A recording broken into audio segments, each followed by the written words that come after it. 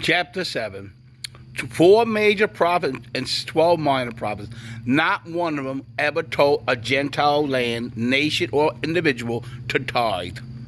Jesus, Paul, Peter, James, and John, apostles, and the entire New Testament preachers, apostles, and prophets never told a Gentile to tithe. This is biblical truth and biblical history. But yet we have pastors lying about tithing today. We're going to look at the tithe. What was it? Who got it? Where it was supposed to come from? And what was supposed to be done with it? Okay, we'll look at the law of tithing and examine the law of the tithe, who was supposed to get it, and what was he supposed to do with it, and why the book of Malachi came about. Okay, Moses got the law from God on the mountain. He gave them the law. They were in Israel. They were in the wilderness still. Now, when they were coming to the promised land, Moses told them they should follow the law and do all the law. Deuteronomy 4:2, you should not add to the law or take away. Right? So, God called apart the Levites, one of Jacob's sons, apart to be the priest. No doubt about it, God did this. The rest of the 11 tribes will get land in the Israel land when they get to the new promised land. They will get the land. The Levites will not get the land. They will be set apart as priests. And the census in the wilderness was like 20,000 of them. Later on was over 30 and more. Every single one of them got tithe, okay? Every one of them. And now, according to the law of tithing, Leviticus 27, verse 30, from the land. That land is indeed the promised land. When they get to the promised land, it was not in the wilderness, and that was where they came from Egypt. It wasn't when they carried to Babylon. It wasn't in Canaan land. It wasn't not in America. It was not in Nigeria or anywhere in the world but the promised land, Israel. That is the promised land. That's the land to tithe. Go seek this up and see the truth, beloved. Seek the truth. That is tithe from the land, the ground, the seeds and the herbs and the trees. Whatever grew up in the ground was on the tree. Mint, cumin, and anise was indeed a legal tithe. Food spices was legal to tithe in Israel. All these tithes, the children of Israel had a tithe when they planted it and when they harvested it. Well, later on the same year, when they harvested it, they pull it out, they tithe. That's the law every year. They had to give this tithe to the Levites. According to Numbers 18 to 28, God's own mouth gives all the tithes to the Levites as their inheritance. For their pay, the work they do in the temple, the tent of meeting, the storehouse, every work they do, they get that's their pay, and that's their inheritance. They're indeed in the will. And then they had a tithe, the best of that tithe, to Aaron the high priest. If they failed to do that, they would die. Right? Moses told the people what to do with the tithe. Israel's tithe cycle was 7 years. 1, 2, 3, 4, 5, 6, 7. Go back to 1. On the third year, according to Deuteronomy 14:28, that was the poor tithe. That means if you were in Israel, you were poor, a widow, and orphan, and you were a Gentile. A Gentile means a non-Jew. If you lived in Israel, you could receive a poor part of the poor tithe, but you did not have to tithe, and nor could you. No Gentile tithe would be accepted. It's absolute rejected. Unclean, unholy. You couldn't tithe if you wanted to. Okay? But you can receive the poor tithe. Pastors do not preach the poor tithe to the church today. They only want a tithe that they get the money. Even though they're not the Levite. They don't care about God's mercy. And let me tell you, God is indeed merciful. God is indeed compassionate. God is indeed awesome. The poor in Israel did not have to tithe. Jesus, his own mama who was poor, just look what he sacrificed for Jesus, 2 small turtle dove pigeons. That was a legal tithe for a poor person.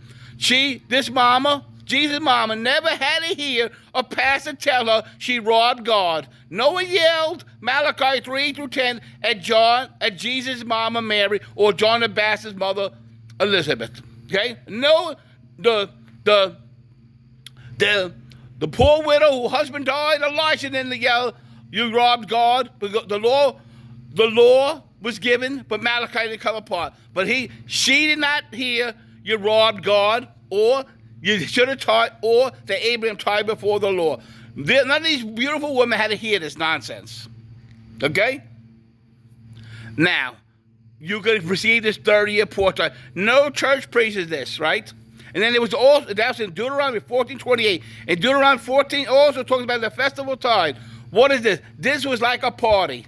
Now, if the place of the party was too far from you, you could sell your tithe, which is the produce, buy it back, take the money with you, and then buy this tithe items and eat before the Lord. You can eat your tithe before the Lord in a festival tithe. No pastor preaches that. They'll crucify you. They'll beat your upside your head. They scream and holler, you can't eat your own tithe, you curse. They'll lie and lie and lie. That's all they do is lie. But they claim to be saved. But they lie all day long. That was the festival tithe.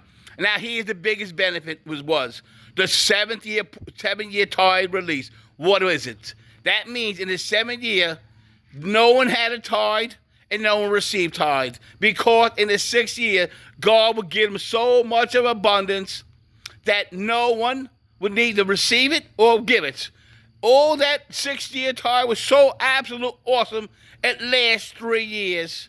So the Levites, Aaron, all of them got all this that would last for 3 years. Beloved, that is the absolute truth. No one had a tithe in the 7th year. But every 7th year in America, and they get around the world, the pastor screaming and hollering, you robbed God in Malachi 3-10, yelling, all this lie, you're cursed with a curse. The only crook is the pastor. According to the law, beloved, Numbers 18:7, read that. If it's a stranger came by, that means a non-Levite through the blood, they be put to death. The pastors, every one of them, even your favorite, any pastor who preached the law would die. And any pastor who preached Abraham tithe before the law but is stoned to death by the Pharisees for lying about Abraham. Okay? That is the truth. So in the 6th year, if we had the blessing today, every 6th year, the church would be packed with all kind of silver and gold and money that the banks would call them up and say, don't come here. Don't bring this money. We can't afford the interest. Now, according to the law, remember, many pastors love to yell Deuteronomy, the blessings of the law. But guess Deuteronomy 28:12. You shall lend to many nations, borrow none. Okay, all you tithers and all you tithe lying pastors, why don't you lend to all the nations of the world? Why don't you pay off the $37 trillion, $40 trillion of the USA? Why don't you pay off their debt? You lend to many nations, borrow from none, but you broke yourself. You're crying every week. Ah, woo-hoo-hoo, ah, la, la, la, la. You're screaming, hound, beat up an old poor widow for you died. That's how broke you are. Why don't you lend to all the non-tithers in the church, Mr. Tither? You should lend to many nations. That was the blessings. You will lend to many nations. You borrow from. You be head, not the tail. But a lot of these pastors are the tail. There's so much debt. They even tell you tithe by faith and run up your debt. No Bible verse tells anyone to tithe by faith. So there is no tithe blessings for any Christian today. You just see it. Where is the 6-year tithe blessing? Where is it, beloved? Look at your life. Look at your bank account. Why is 0? Why are you sitting in the dark testing God? No Christian was told to test God in tithing. Okay, so we just did a 7-year tithe, right? I just broke it apart. The 7th-year tithe release, no one had a tithe in the 6th year. I mean the 7th year. And the 6th year would be so abundant, it would last to the 8 years' crops. But no pastor preaches this. I wonder why. Okay? Because they want you to tithe the 7th year. Okay, now let's go to the greatest lie, the greatest screaming and holler. You know what it is. Malachi, let's go to the first page. Malachi, the burden of the word of the Lord to Israel. This book was to Israel and Israel alone. It came about 150 years or so after the Babylonians took them captured, took away Daniel and Ezekiel, and it came back after the 70 years were up or so, like God had promised. But after 150 years after that, around, They didn't go back to tithing or robbing God, and that's what his book came about. It was to look at Malachi 1. Oh, ye priests, this is for you. The priests were robbing God. Did pastor ever tell you? Oh, he don't, because he just like the priest. He's robbing you. When a pastor tells you to tithe in church today, he is a robber, because Jesus never told you to tithe. Okay, and look at Malachi 3:6. God changing not, therefore, you sons of Jacob are not consumed. Who are the sons of Jacob? Indeed, Israel. Malachi 3:7 talks about ordinances. God's people always didn't keep God's ordinances. Did you know tithing was indeed an ordinance? Numbers 18 tells you tithing was an ordinance. Now let's look at the word meaning of the word. And in chapter 4, let me tell you this. Malachi tells me before the end of the chapter, remember the law of Moses. Malachi was all about the law of Moses, keeping the law of Moses, that they may food in my house, meat in my house. That word, food or meat, means, what does it mean? Produce, meat, food. Not money in my house. Okay, now let's take apart the word Windows heaven in the Hebrew. Means rain. It's always meant rain from Genesis to today. No one in the New Testament runs around telling anybody about the windows of heaven. No one in the New Testament is told to test God. The devil wanted Jesus to throw himself off the pinnacle of the temple and end his life. Jesus told the devil, thou shalt not tempt the Lord thy God. No one in the New Testament is ever told to test God in tithing. Only lying pastors make this up. They had no fear of a holy God. They adhere to God's law. 1 Timothy 6:5, read that. 1 Timothy 7-16, read them all. Whose mouths must be stopped, who subvert whole houses, preaching things, the commandments of men. Now the second thing, the storehouse. In the Bible word in the Hebrew means like a grain barnery inside the literal temple. At that time, it's the storehouse in this temple. That temple was guarded by Levite guards, right? No pastor today could go near that storehouse or there'd be clubs upside the head. Okay? But they yell, how many churches you hear them yell, storehouse, storehouse, only give to my storehouse, Peter's storehouse bad, Paul storehouse bad, Jesus storehouse bad, only my storehouse. You hear them in church screaming, hollering at you, yeah, okay, I gave you a tithe and somebody else. You can go to church and tell you saved a starving mama with 5 kids. They would care not. They would yell you cursed. They could care less. All they want is your money. They act like Balaam. They're going after the era Balaam. They bring you to this curse, a terrifying curse. You're cursed with a curse. The Bible, that Malachi says, even this nation, what nation? Israel. Read that whole book, the 4 chapters, and then all nations. Who are the other nations? The world. Only the nation Israel been told to tithe. Remember I said, 4 major prophets and 12 minors never tell a Gentile nation to tithe. Nineveh never goes, Jonah never goes to Nineveh to tell them to tithe. Daniel don't tell King Darius to tithe. Joseph don't tell the Pharaoh to tithe. No one has told any Gentile nation to tithe. Okay? And now the devour. Devour in the Hebrew word means a crop-eating pest. Not a devil beating your house down. Why the devil cares if you don't tithe to God? He's probably happy you don't give God anything. He's not going to beat you up like lying pastors tell you today. Want your whole family cursed if you don't tithe. They're a liar, okay?